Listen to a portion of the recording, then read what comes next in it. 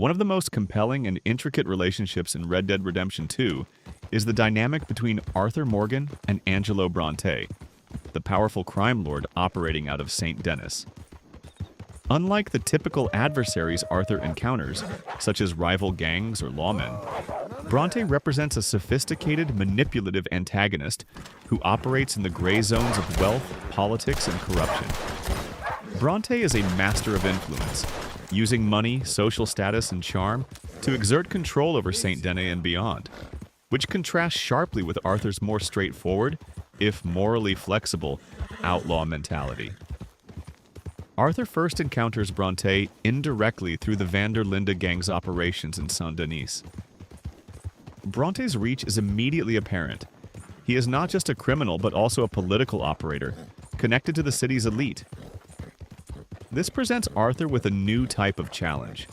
Rather than facing brute force, he must navigate subterfuge, manipulation, and strategic thinking.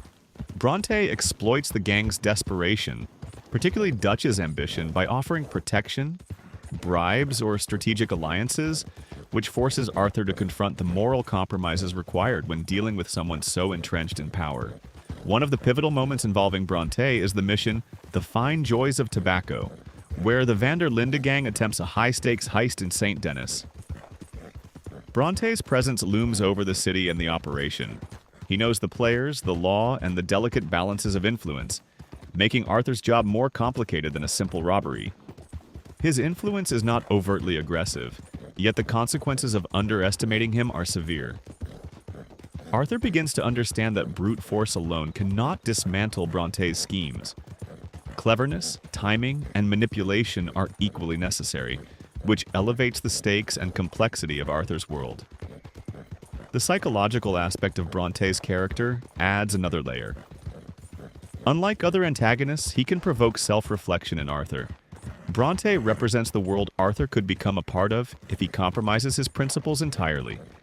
An environment of wealth, power, and corruption, where morality is fluid and life is transactional. Arthur's cautious, sometimes cynical approach to Brontë showcases his growth over the narrative. He begins to see the danger in fully trusting powerful, manipulative figures, and recognizes the need to act on his terms rather than being a pawn in someone else's scheme. Furthermore, Bronté's ultimate betrayal reinforces the game's persistent theme of consequences. By manipulating Dutch and the gang, Brontë catalyzes internal conflict and tension, exposing cracks in relationships and loyalty.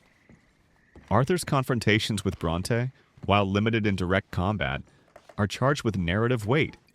Every dialogue, every decision, every choice to follow or resist his schemes has ramifications. This is where Rockstar's storytelling brilliance shines.